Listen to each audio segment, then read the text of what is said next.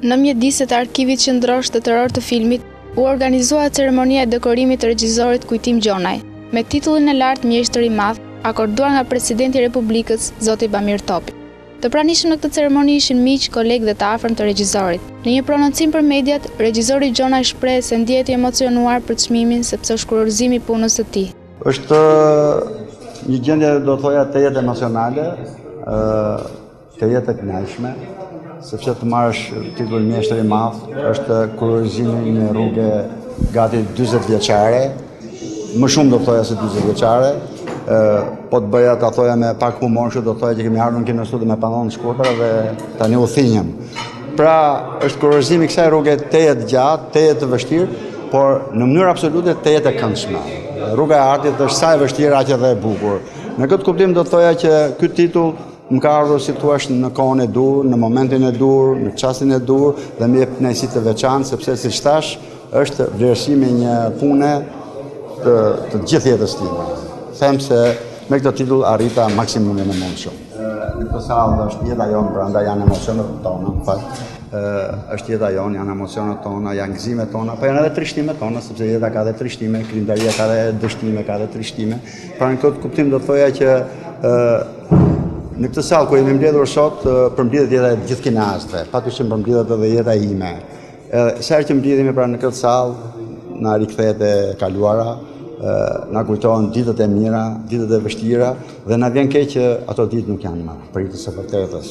Gjendja e filmit sot, si Shpirti i Zotëria, nuk është për tu sharë, por edhe për të lavdëruar nuk është. Ka mjaft probleme filmi sot, në të treja gjinit, si në gjinin e filmit artistik, ashtu dhe në atë dokumentar, po kështu dhe në filmin vizatimor, sepse janë probleme tranzicioni, janë probleme ekonomike, që rëndojnë të jetë barën e filmit dhe vështirësojnë shumë bërën një filmin në ditën e sotme. Për më tepër, për fat të keq, në Shqipëri, përjashtojnë deri diku Tiranën, mungon rrjeti kinemave, që ato që ti prodhon, ti shikosh frutat e asaj që prodhove, ti gëzohesh atij krijimi që ti bëre. Pothuajse gjithë Shqipëria është pa rrjet kinemash. Është një situatë e vështirë, do të thoja, një situatë e papranueshme, e vështirë, por se si do të riparohet, s'di ta them. Për momentin unë kam një film për një ndër figurat më të ndritura të historisë shqiptare. Unë jam një apasionuar mas historisë. Besoj se me shumë nga ju e kam thënë këtë ide edhe herë të tjera. Është një figurë e shquar siç është Hasan Tasini. Ndërkohë kam në përgatitje të plotë edhe një film për të madhen dhe të shquarën aktore Margarita Xhepa. Këto janë dy projektet më të afërta, më sjellë ardhmja nuk di ta them. Janë gati 100 filma, midis tyre ka shumë filma të vlerësuar në kohë, me çmime të para, me çmime të dyta brenda dhe jashtë vendit. Pra, ky është vlerësimi më i madh i trimtarisë time dhe jam tepër i gëzuar, tepër i lumtur që ja arrita edhe kësaj dite.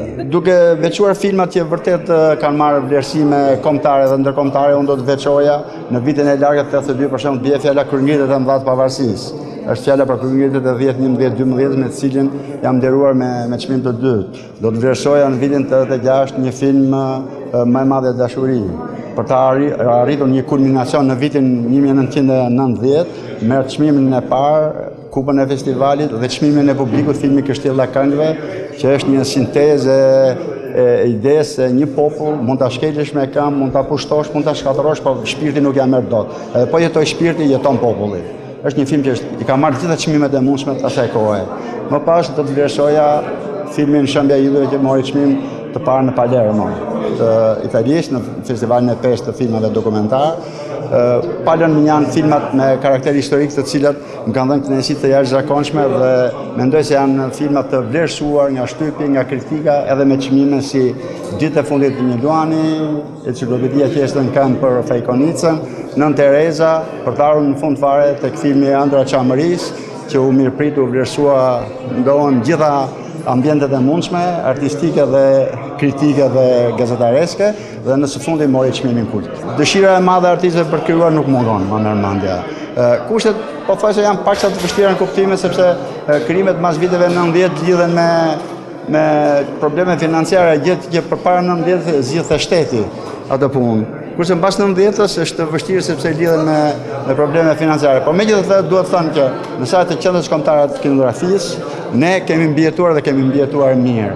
Në këtë drejtim do të thoja që një vlerësim të jetë i veçantë i shkon qendrës kombëtare kinografisë që mendon për kineastët, si për ata të para 90-s, si edhe të ata pas 90-s. Jemi shumë të para 90-s që punojnë edhe pas 90-s me të njëjtin pasion, me të njëjtën dëshirë, me të njëjtën dashuri, me të njëjtin respekt për punën. Kolegët e regjisorët vlerësojnë punën e tij ndër vite duke cilësuar si një figurë të spikatur të kinemas shqiptare. Së pari është një vlerësim për gjininë e filmit dokumentar shqiptar.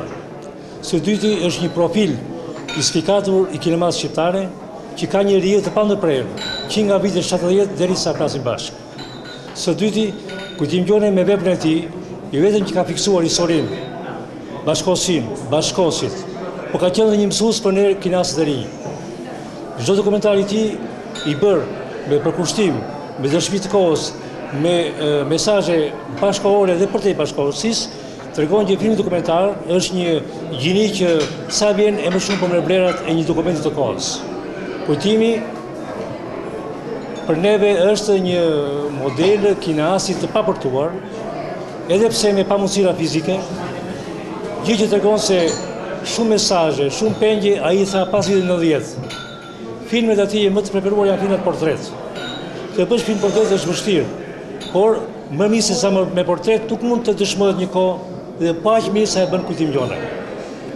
Kur Kujtimi gëzohet sot, ky është një gëzim për të gjithë neve, sepse në fund vlerësohet një brez që i dha gjinisë dokumentare dhe i la një, si ta them, një hipotek vlerash në film dokumentar shqiptar. Por mbi të gjitha, Kujtimi është aktualisht krijues dinamik, krijues me profile të spikatura dhe që tregon që dokumentari nuk ka shtërruar.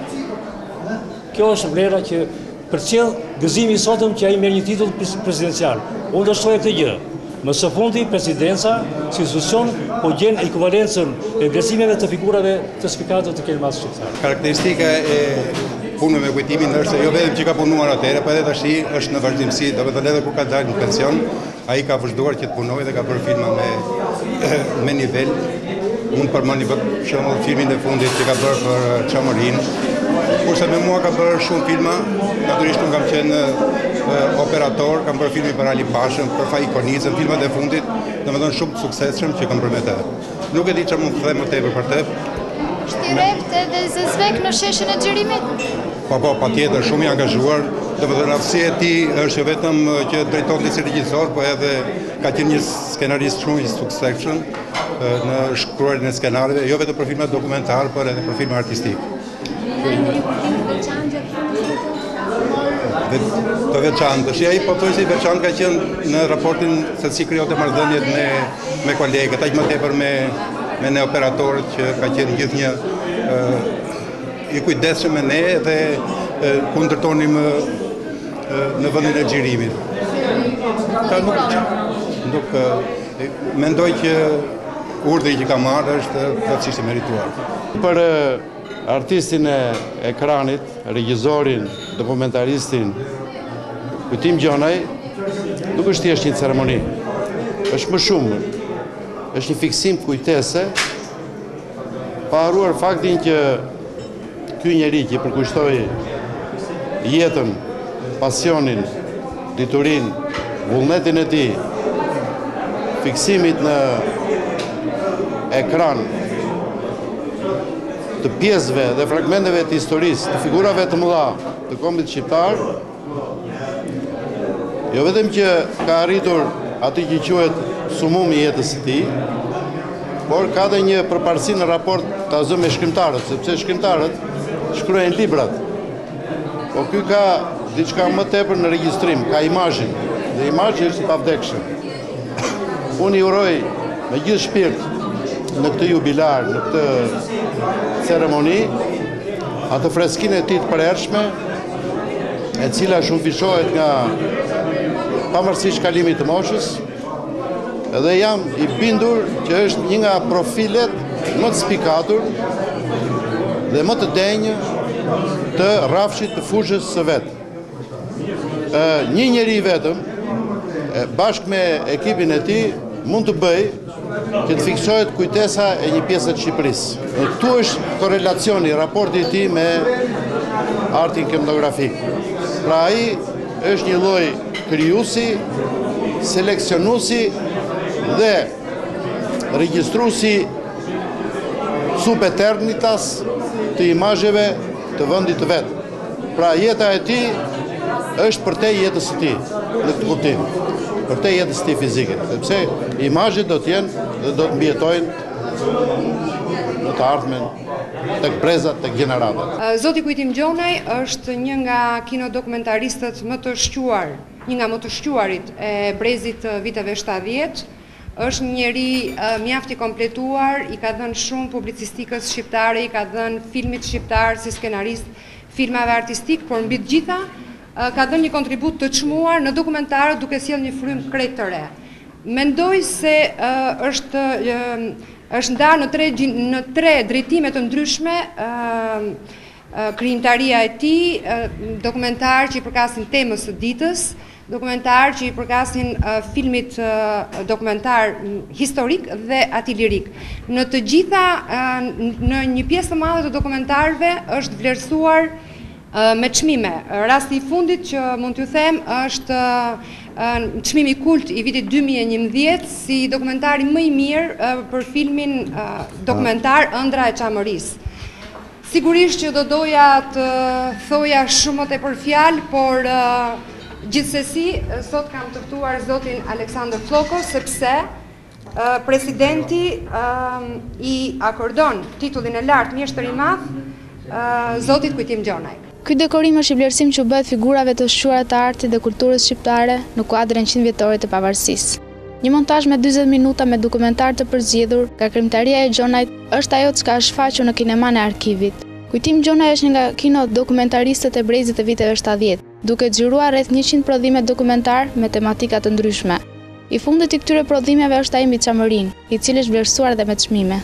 Si iniciator për të bërë një dokumentar për problematikën që ka popullsia shqiptare çame dhe për kahinën e Çamërisë. Kështu që unë e falenderoj Kujtimin përzemërsisht në emrin tim personal dhe në emër të gjithë mbretërisë Çam. Ai ka bërë nder vetes vet, i kanë bërë nder Shqipërisë, i kanë bërë nder gjithë shqiptarëve Çam, i kanë bërë nder gjithë kombit shqiptar, por vetëm arsye ndryshon nga gjizorët e tjerë që nuk kanë bërë asgjë për çështjen çame. Kështu që për këtë kamërit veçantë Kujtim Gjonaj, dhe ne jemi shumë i njohës që në mënyrë artistike bëhet mundur që të bëjë një dokumentar për herë të parë për Çamërinë.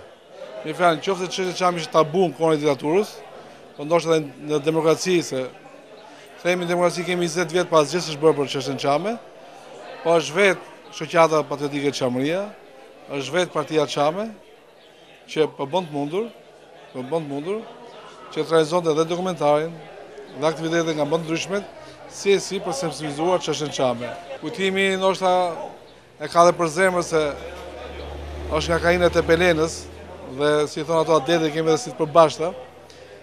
Dhe ishtë iniciativ, ka bërë një punë kolosale në kahinën e Çamërisë, që të shkosh në Çamëri të xhirosh, të bësh një dokumentar është shumë e vështirë. Dhe më mirë se kushdo, e di Kujtimi që asfalia greke nuk lejon të bësh asnjë lloj filmimi, asnjë gjë, po Kujtimi me ato operatorët e vet, me ekipin e vet dhe me neve bashkë bëhet mundur që të bëj këtë dokumentar në kahinën e Çamërisë. Kështu që Kujtimi të gjitha është një patriot, është një shqiptar dhe që ti je shqiptar nuk do të thotë që ti je vetëm shqiptar, por do të kesh edhe ndjenjen që të bësh diçka aty ku i dhem Shqipërisë çështja çame. Kështu që çështja çame është çështje kombëtare dhe Kujtimi këtë e bëri të mundur dhe unë uroj Kujtimit vetëm shëndet, jetë të gjatë, ta gëzoj këtë dekorat dhe inshallah të marrë dekorata të tjera dhe inshallah merr iniciativë për të bërë dokumentar tjetër për Çamërinë. Se më sa shoh regjisor të tjerë nuk po e marrin atë iniciativë. Kujtim Gjonaj është nga më të shquarët kino dokumentaristë shqiptar të brezit të viteve 70, që me krijimtarinë e tyre sollën një frym të re në dokumentaristikën shqiptare për nga tematika dhe trajtimi artistik. Emëruar në kinostudie fill pas mbarimit të fakultetit Gjule Tërsi, pas një përvoje e brimtarie të bollshme si redaktor e skenarist, në mesin e viteve 70, Kujtim Gjonaj kalon në regjizur, duke xhiruar deri më sot rreth 100 filma dokumentar, në shumicën e të cilave është autor i skenarit. ka një krimtari që mund të përmbledhen në 3 grupime tematike kryesore.